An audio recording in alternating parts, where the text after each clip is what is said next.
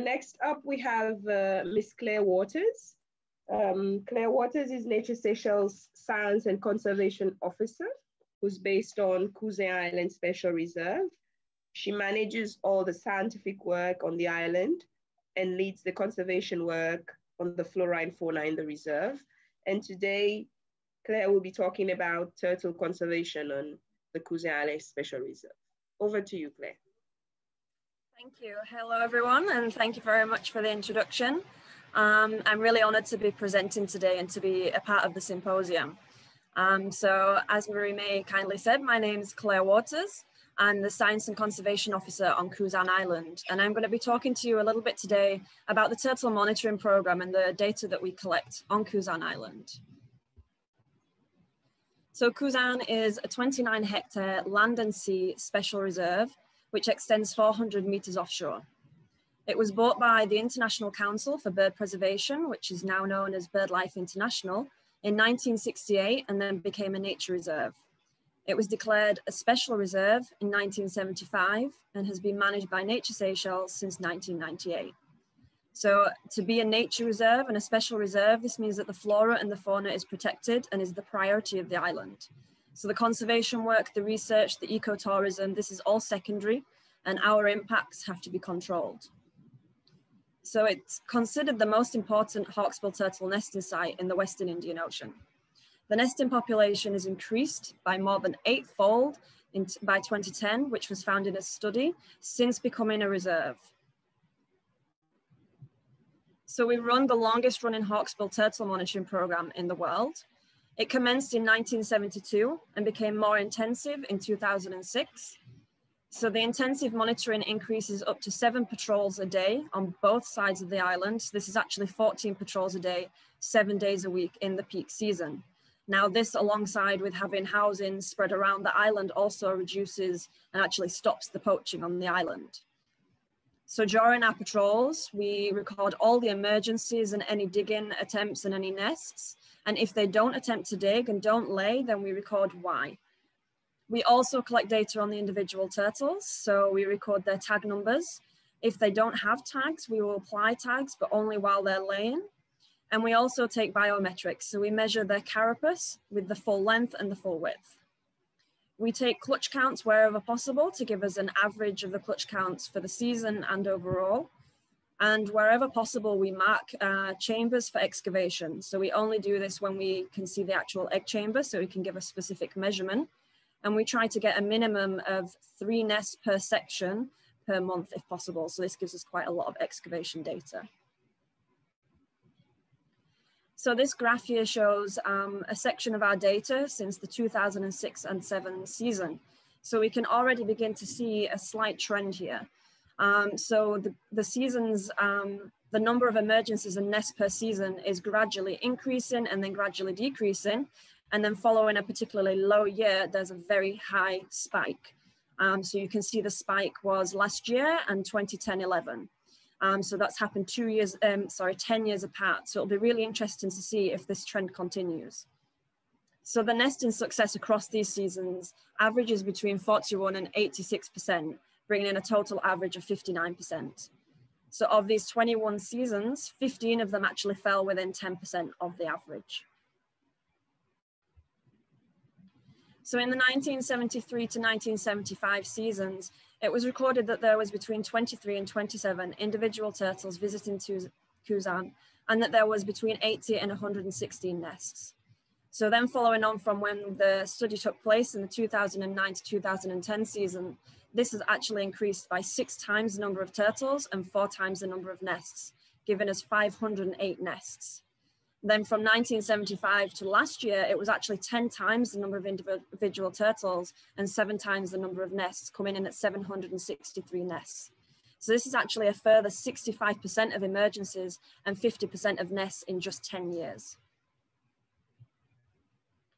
So in addition to our general database that we keep per season, we have an inventory which records every turtle that we've seen with tags on Cousin, whether or not they nest. So we currently have 1,647 tags, individuals, that are known and tagged and seen on Cousin Island. And of these, 1,264 were given primary tags on Cousin. Now, these figures are actually a little bit low now. Since the presentation was finalized, there's been 4 new tagged individuals. So the inventory can show us that the individuals have known to lay up to 8 clutches within a season. Now, 6, 7, and 8 clutches in a season is much lower in numbers. It's not as common, but it is seen. And individuals have been encountered in up to 11 seasons since 1996, which is when the inventory began. Now, the majority of the individuals nested every 3 or 4 years, so this appears to be an average, with 30% coming in at every 3 years and 20% every 4 years. Now, this graph here represents how many individuals were added to the inventory every season. Okay, so we have a number of new individuals added, and a section of them were given new tags by ourselves. And as you would expect, the number increases as the number of nests increase. Now, this actually tells us that the average is 67 individuals being put in the inventory every season, of which 57 are given new tags on Kuzan Island. So the new recruits is actually between 60 and 92% of the individuals added to the inventory. So this actually averages out at 85%. So that tells us on average, 85% of the turtles that we add to our inventory are actually new recruits each season. So when analyzing our data, we actually split the beaches into 29 sections. So we have 5 beaches. Our main beach is split in 50-meter sections.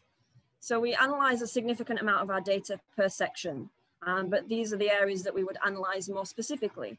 So we look at the numbers of emergencies and what is achieved by that in emergence. So we have half moons, whereby the turtle will come up, walk around and leave with no apparent reason for leaving and without digging. Whereas an ESBO is an emergence struck by obstacle. So this is where she's come up and she's not nested and she's hit an obstacle, whether it be a tree or a rock or something's disturbed her, and then she's turned around and left. We also analyze the nesting success and hatching success per section, and we look at the presence of fungus and bacteria within the egg chambers that we excavate. So this year, we're also collecting data on the reason for abandoning the egg chambers. So the turtle, when she digs, she will dig a body pit to lower herself in the ground, and then she'll use her back flippers to dig a chamber, which is where she will deposit the eggs and cover them. So we get a significant amount of chambers abandoned, and we're looking at the main reasons why this is happening. So the majority of the reasons we expect to find are because there are roots or rocks in there, because the chamber has caved, or she's been disturbed. But we're also collecting additional information where possible. So this is going to be analysed per beach section, and we're going to look for any trends and repeated issues, particularly in set areas.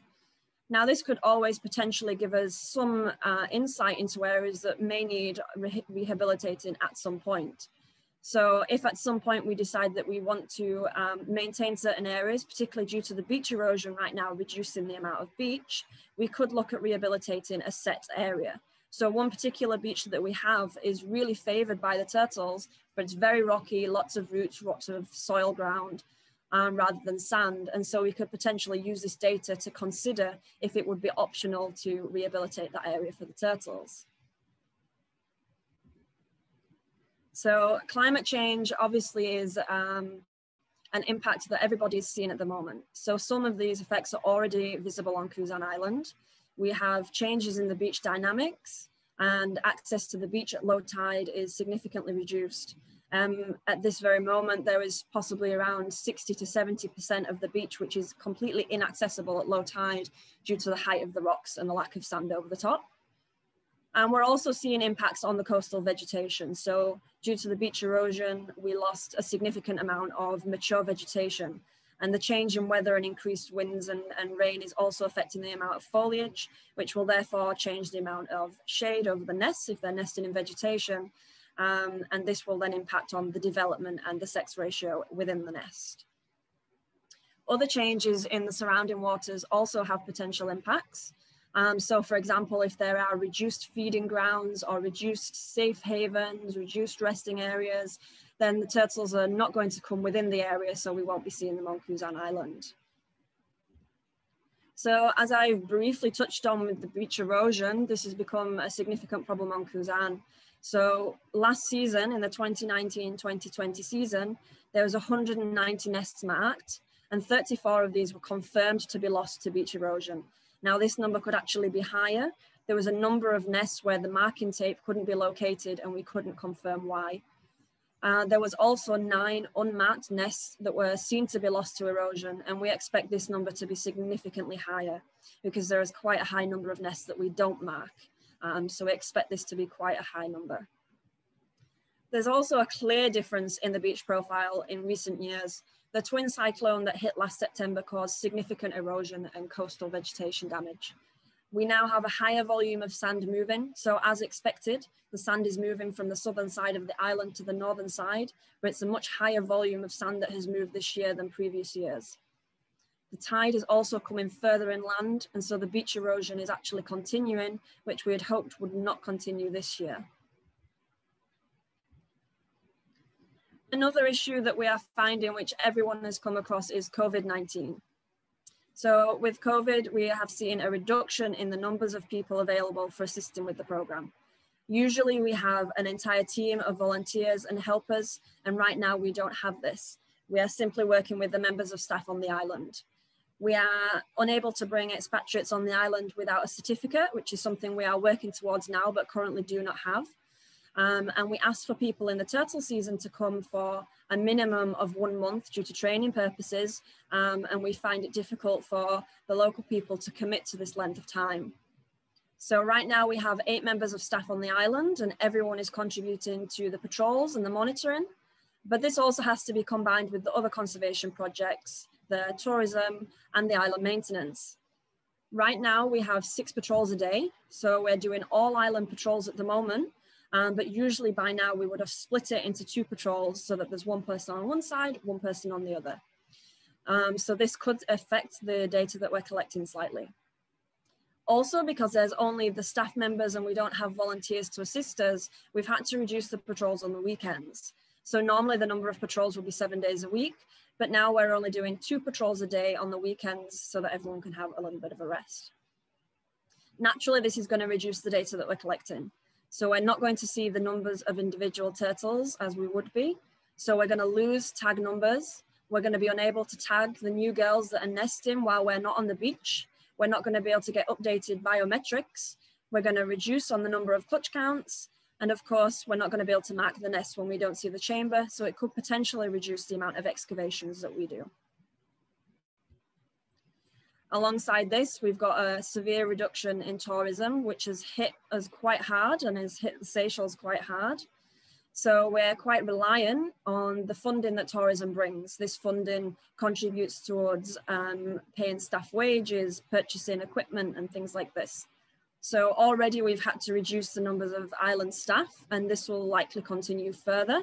And therefore this reduces the opportunities to continue intensive monitoring because we can only do so much and have so many feet on the ground with less people. There is of course a slight silver lining to this. Having less tourists on the island gives less opportunities to cause any stress to the turtles.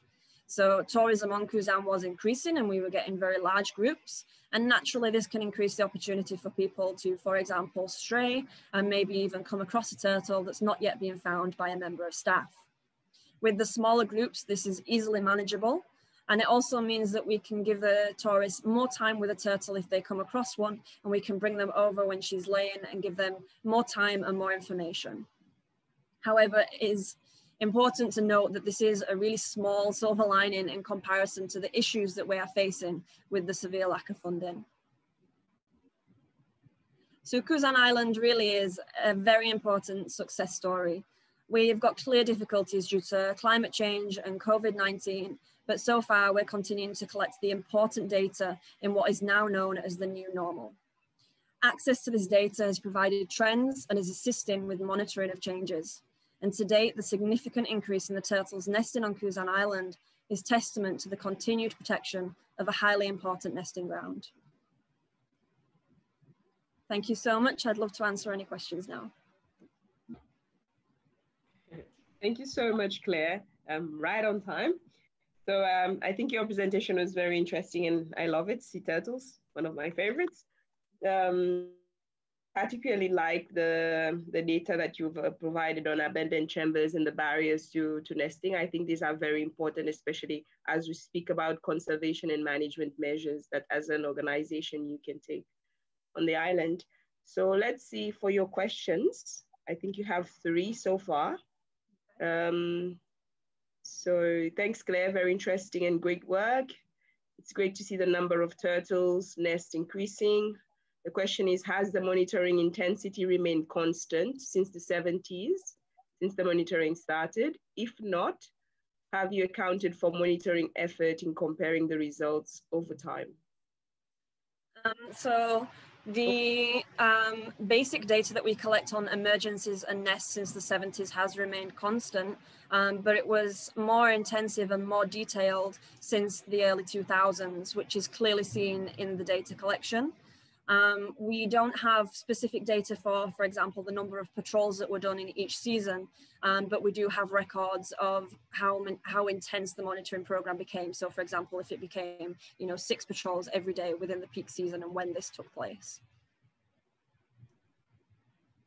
Okay, thank you. So the other one is from April. Myself and Cheryl Sanchez did nest site fidelity analysis for cousin turtles, but haven't had an opportunity to finalize this research. Would you be interested in collaborating to finish that study? So I would be very interested in that. Yeah, I find that really a fascinating study as well. So yes, please, definitely.